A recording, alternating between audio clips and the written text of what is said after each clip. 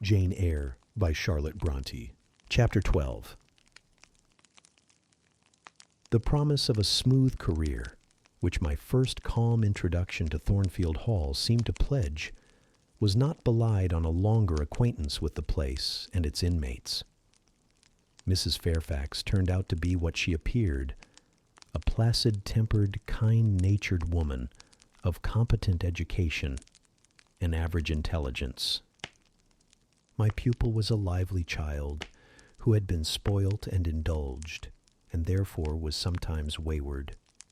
But as she was committed entirely to my care, and no injudicious interference from any quarter ever thwarted my plans for her improvement, she soon forgot her little freaks, and became obedient and teachable. She had no great talents, no marked traits of character, no peculiar development of feeling or taste, which raised her 1 inch above the ordinary level of childhood. But neither had she any deficiency or vice which sunk her below it. She made reasonable progress, entertained for me a vivacious, though perhaps not very profound, affection, and by her simplicity, gay prattle, and efforts to please, inspired me, in return, with a degree of attachment sufficient to make us both content in each other's society. This, par parentheses, will be thought cool language by persons who entertain solemn doctrines about the angelic nature of children, and the duty of those charged with their education to conceive for them an idolatrous devotion. But I am not writing to flatter parental egotism, to echo cant, or prop up humbug. I am merely telling the truth. I felt a conscientious solicitude for Adele's welfare and progress, and a quiet liking for her little self, just as I cherish towards Mrs. Fairfax a thankfulness for her kindness, and a pleasure in her society proportionate to the tranquil regard she had for me, and the moderation of her mind and character. Anybody may blame me who likes, when I add further that, now and then, when I took a walk by myself in the grounds, when I went down to the gates and looked through them along the road, or when, while Adele played with her nurse and Mrs. Fairfax made jellies in the storeroom, I climbed the 3 staircases, raised the trapdoor of the attic, and having reached the leads, looked out afar over sequestered field and hill, and a long dim skyline, that then I longed for a power of vision which might overpass that limit, which might reach the busy world, towns, regions full of life I had heard of but never seen, that then I desired more of practical experience than I possessed, more of intercourse with my kind, of acquaintance with variety of character, than was here within my reach.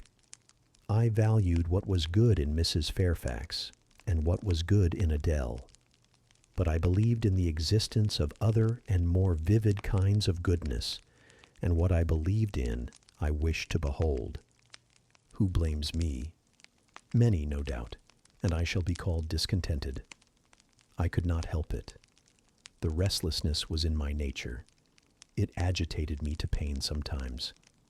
Then my sole relief was to walk along the corridor of the 3rd story, backwards and forwards, safe in the silence and solitude of the spot, and allow my mind's eye to dwell on whatever bright visions rose before it. And certainly, they were many and glowing, to let my heart be heaved by the exultant movement, which, while it swelled it in trouble, expanded it with life, and best of all, to open my inward ear to a tale that was never ended, a tale my imagination created and narrated continuously, quickened with all of incident, life, fire, feeling, that I desired and had not in my actual existence. It is in vain to say human beings ought to be satisfied with tranquility. They must have action, and they will make it if they cannot find it. Millions are condemned to a stiller doom than mine, and millions are in silent revolt against their lot. Nobody knows how many rebellions besides political rebellions ferment in the masses of life which people earth. Women are supposed to be very calm, generally. But women feel just as men feel. They need exercise for their faculties and a field for their efforts as much as their brothers do. They suffer from too rigid a restraint, too absolute a stagnation, precisely as men would suffer.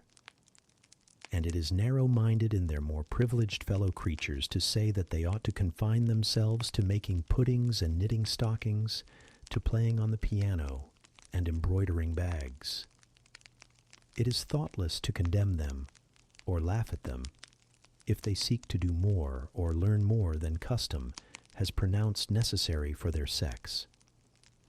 When thus alone, I not unfrequently heard Grace Poole's laugh, the same peal, the same low, slow ha, which, when first heard, had thrilled me.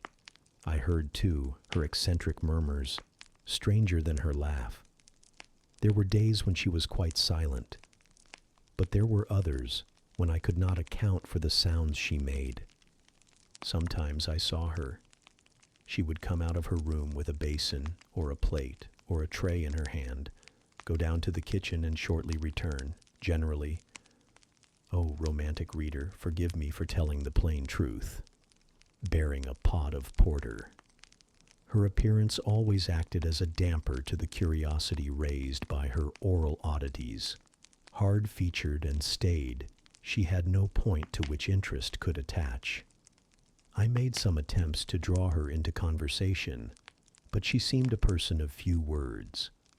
A monosyllabic reply usually cut short every effort of that sort. The other members of the household, viz., John and his wife, Leah, the housemaid, and Sophie, the French nurse, were decent people, but in no respect remarkable. With Sophie I used to talk French, and sometimes I asked her questions about her native country. But she was not of a descriptive or narrative turn, and generally gave such vapid and confused answers as were calculated rather to check than encourage inquiry. October, November, December passed away. One afternoon in January, Mrs. Fairfax had begged a holiday for Adele because she had a cold, and, as Adele seconded the request with an ardor that reminded me how precious occasional holidays had been to me in my own childhood, I accorded it, deeming that I did well in showing pliability on the point. It was a fine, calm day, though very cold. I was tired of sitting still in the library through a whole long morning. Mrs. Fairfax had just written a letter which was waiting to be posted, so I put on my bonnet and cloak and volunteered to carry it to Hay. The distance, 2 miles, would be a pleasant winter afternoon walk. Having seen Adele comfortably seated in her little chair by Mrs. Fairfax's parlor fireside, and given her her best wax doll, which I usually kept enveloped in silver paper in a drawer, to play with, and a story-book for change of amusement, and having replied to her, "Revenez bientôt, ma bonne amie, ma chère Mademoiselle Jeannette," with a kiss I set out. The ground was hard, the air was still, my road was lonely. I walked fast till I got warm, and then I walked slowly to enjoy and analyze the species of pleasure brooding for me in the hour and situation.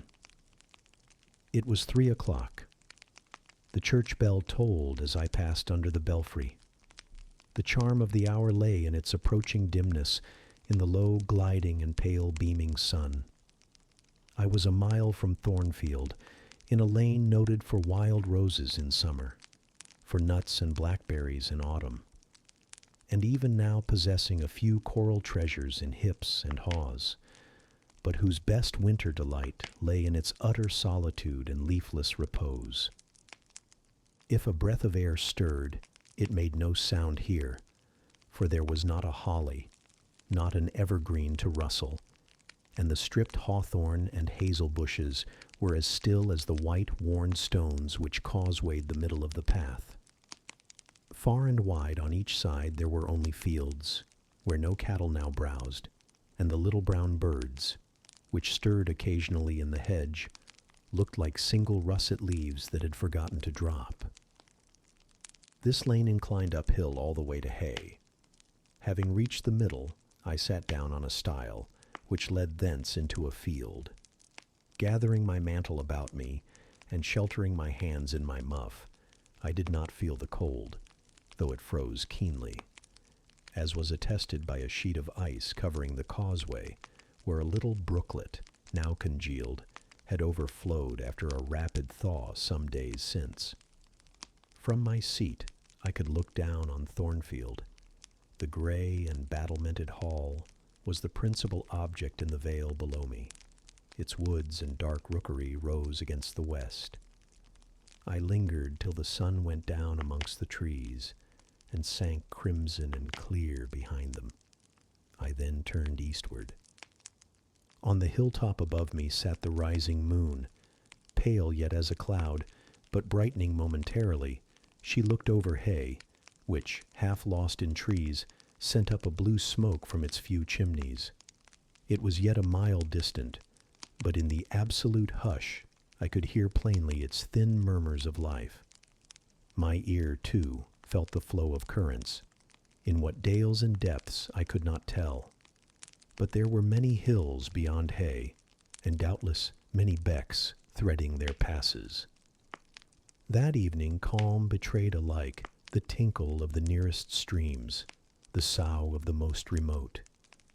A rude noise broke on these fine ripplings and whisperings, at once so far away and so clear. A positive tramp, tramp, a metallic clatter, which effaced the soft wave wanderings. As in a picture, the solid mass of a crag, or the rough boles of a great oak, drawn in dark and strong on the foreground, efface the aerial distance of azure hill, sunny horizon, and blended clouds, where tint melts into tint. The din was on the causeway. A horse was coming. The windings of the lane yet hid it, but it approached. I was just leaving the stile. Yet, as the path was narrow, I sat still to let it go by. In those days I was young, and all sorts of fancies bright and dark tenanted my mind. The memories of nursery stories were there amongst other rubbish, and when they recurred, maturing youth added to them a vigor and vividness beyond what childhood could give. As this horse approached, and as I watched for it to appear through the dusk, I remembered certain of Bessie's tales, wherein figured a north of England spirit called a Gytrash, which, in the form of horse, mule, or large dog, haunted solitary ways, and sometimes came upon belated travelers, as this horse was now coming upon me. It was very near, but not yet in sight, when, in addition to the tramp, I heard a rush under the hedge, and close down by the hazel stems glided a great dog, whose black and white color made him a distinct object against the trees. It was exactly one form of Bessie's Gytrash, a lion-like creature with long hair and a huge head. It passed me, however, quietly enough, not staying to look up, with strange pretercanine eyes, in my face, as I half expected it would. The horse followed, a tall steed, and on its back a rider. The man, the human being, broke the spell at once.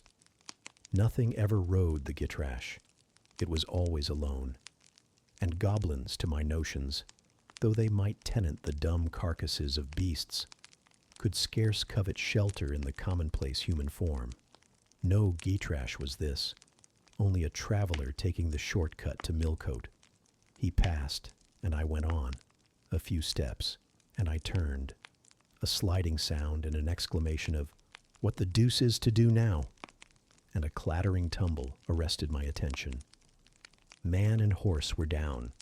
They had slipped on the sheet of ice which glazed the causeway. The dog came bounding back, and seeing his master in a predicament, and hearing the horse groan, barked till the evening hills echoed the sound, which was deep in proportion to his magnitude. He snuffed round the prostrate group, and then he ran up to me. It was all he could do. There was no other help at hand to summon. I obeyed him and walked down to the traveler, by this time struggling himself free of his steed. His efforts were so vigorous, I thought he could not be much hurt. But I asked him the question, "Are you injured, sir?" I think he was swearing, but am not certain. However, he was pronouncing some formula which prevented him from replying to me directly. "Can I do anything?" I asked again. "You must just stand on one side," he answered as he rose, first to his knees and then to his feet. I did, whereupon began a heaving, stamping, clattering process, accompanied by a barking and baying, which removed me effectually some yards' distance. But I would not be driven quite away till I saw the event. This was finally fortunate. The horse was re-established, and the dog was silenced with a "down, pilot." The traveler now, stooping, felt his foot and leg, as if trying whether they were sound. Apparently something ailed them, for he halted to the stile whence I had just risen, and sat down. I was in the mood for being useful, or at least officious, I think, for I now drew near him again. "If you are hurt and want help, sir, I can fetch someone either from Thornfield Hall or from Hay." "Thank you, I shall do. I have no broken bones, only a sprain." And again he stood up and tried his foot, but the result extorted an involuntary "ugh." Something of daylight still lingered, and the moon was waxing bright. I could see him plainly. His figure was enveloped in a riding cloak, fur-collared and steel-clasped. Its details were not apparent, but I traced the general points of middle height and considerable breadth of chest. He had a dark face, with stern features and a heavy brow. His eyes and gathered eyebrows looked ireful and thwarted just now. He was past youth, but had not reached middle age. Perhaps he might be 35. I felt no fear of him, and but little shyness. Had he been a handsome, heroic-looking young gentleman, I should not have dared to stand thus questioning him against his will, and offering my services unasked. I had hardly ever seen a handsome youth, never in my life spoken to one. I had a theoretical reverence and homage for beauty, elegance, gallantry, fascination, but had I met those qualities incarnate in masculine shape, I should have known instinctively that they neither had nor could have sympathy with anything in me, and should have shunned them as one would fire, lightning, or anything else that is bright but antipathetic. If even this stranger had smiled and been good-humored to me when I addressed him, if he had put off my offer of assistance gaily and with thanks, I should have gone on my way and not felt any vocation to renew inquiries. But the frown, the roughness of the traveler, set me at my ease. I retained my station when he waved to me to go, and announced, "I cannot think of leaving you, sir, at so late an hour, in this solitary lane, till I see you are fit to mount your horse." He looked at me when I said this. He had hardly turned his eyes in my direction before. "I should think you ought to be at home yourself," said he, "if you have a home in this neighborhood. Where do you come from?" "From just below, and I am not at all afraid of being out late when it is moonlight. I will run over to Hay for you with pleasure, if you wish it. Indeed, I am going there to post a letter." "You live just below. Do you mean at that house with the battlements?" Pointing to Thornfield Hall, on which the moon cast a hoary gleam, bringing it out distinct and pale from the woods that, by contrast with the western sky, now seemed one mass of shadow. "Yes, sir? Whose house is it?" "Mr. Rochester's." "Do you know Mr. Rochester?" "No, I have never seen him." "He is not resident, then?" "No." "Can you tell me where he is?" "I cannot." "You are not a servant at the hall, of course. You are—" He stopped, ran his eye over my dress, which, as usual, was quite simple. A black merino cloak, a black beaver bonnet, neither of them half fine enough for a lady's maid. He seemed puzzled to decide what I was. I helped him. "I am the governess." "Ah, the governess," he repeated. "Deuce take me if I had not forgotten. The governess." And again my raiment underwent scrutiny. In 2 minutes he rose from the stile. His face expressed pain when he tried to move. "I cannot commission you to fetch help," he said, "but you may help me a little yourself, if you will be so kind." "Yes, sir." "You have not an umbrella that I can use as a stick?" "No." "Try to get hold of my horse's bridle and lead him to me." "You are not afraid?" I should have been afraid to touch a horse when alone, but when told to do it, I was disposed to obey. I put down my muff on the stile and went up to the tall steed. I endeavored to catch the bridle, but it was a spirited thing and would not let me come near its head. I made effort on effort, though in vain. Meantime, I was mortally afraid of its trampling forefeet. The traveler waited and watched for some time, and at last he laughed. "I see," he said. "The mountain will never be brought to Mahomet, so all you can do is to aid Mahomet to go to the mountain. I must beg of you to come here." I came. "Excuse me," he continued. "Necessity compels me to make you useful." He laid a heavy hand on my shoulder, and leaning on me with some stress, limped to his horse. Having once caught the bridle, he mastered it directly and sprang to his saddle, grimacing grimly as he made the effort, for it wrenched his sprain. "Now," said he, releasing his underlip from a hard bite, "just hand me my whip. It lies there under the hedge." I sought it and found it. "Thank you. Now make haste with the letter to Hay, and return as fast as you can." A touch of a spurred heel made his horse first start and rear, and then bound away. The dog rushed in his traces. All three vanished. Like heath that, in the wilderness, the wild wind whirls away.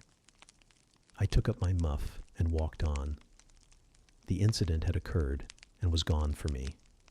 It was an incident of no moment, no romance, no interest in a sense, yet it marked with change one single hour of a monotonous life. My help had been needed and claimed. I had given it.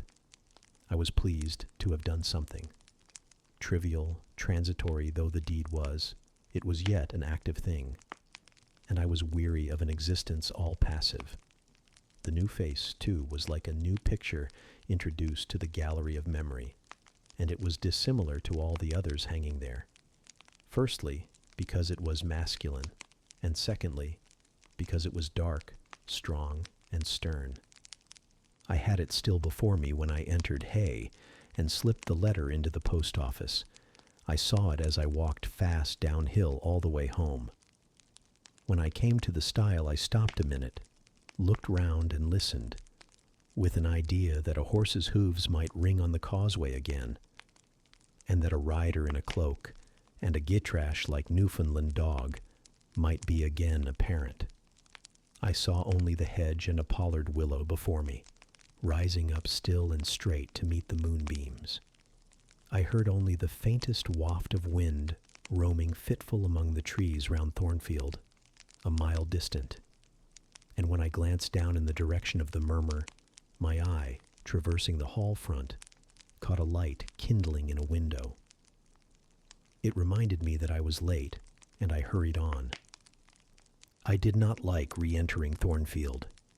To pass its threshold was to return to stagnation, to cross the silent hall, to ascend the darksome staircase, to seek my own lonely little room, and then to meet tranquil Mrs. Fairfax, and spend the long winter evening with her, and her only, was to quell wholly the faint excitement wakened by my walk, to slip again over my faculties the viewless fetters of an uniform and too still existence, of an existence whose very privileges of security and ease I was becoming incapable of appreciating.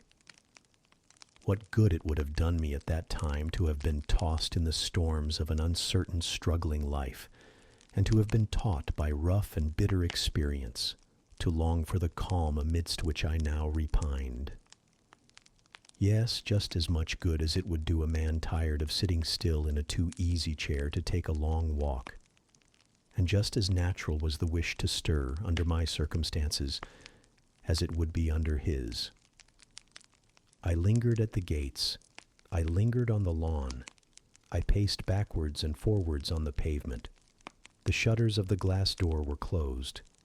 I could not see into the interior, and both my eyes and spirit seemed drawn from the gloomy house, from the gray hollow filled with rayless cells, as it appeared to me, to that sky expanded before me, a blue sea absolved from taint of cloud, the moon ascending it in solemn march, her orb seeming to look up as she left the hilltops from behind which she had come far and farther below her, and aspired to the zenith, midnight dark in its fathomless depth and measureless distance, and for those trembling stars that followed her course. They made my heart tremble, my veins glow when I viewed them. Little things recall us to earth. The clock struck in the hall. That sufficed. I turned from moon and stars, opened a side door, and went in. The hall was not dark, nor yet was it lit, only by the high-hung bronze lamp. A warm glow suffused both it and the lower steps of the oak staircase. This ruddy shine issued from the great dining room, whose two-leaved door stood open, and showed a genial fire in the grate, glancing on marble hearth and brass fire-irons, and revealing purple draperies and polished furniture in the most pleasant radiance. It revealed, too, a group near the mantelpiece. I had scarcely caught it, and scarcely become aware of a cheerful mingling of voices, amongst which I seemed to distinguish the tones of Adele, when the door closed.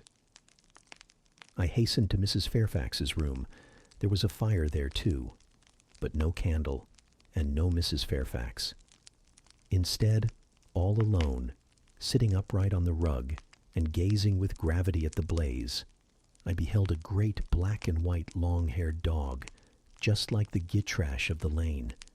It was so like it that I went forward and said, "Pilot," and the thing got up and came to me and snuffed me.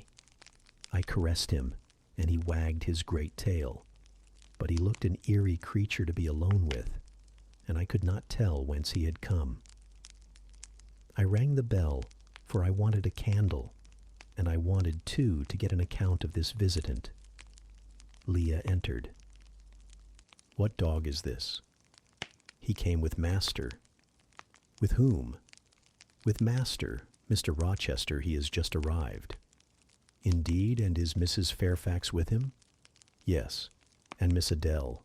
They are in the dining room, and John is gone for a surgeon, for Master has had an accident. His horse fell, and his ankle is sprained." "Did the horse fall in Hay Lane?" "Yes, coming downhill. It slipped on some ice." "Ah, bring me a candle, will you, Leah?" Leah brought it. She entered, followed by Mrs. Fairfax, who repeated the news, adding that Mr. Carter the surgeon was come, and was now with Mr. Rochester. Then she hurried out to give orders about tea, and I went upstairs to take off my things.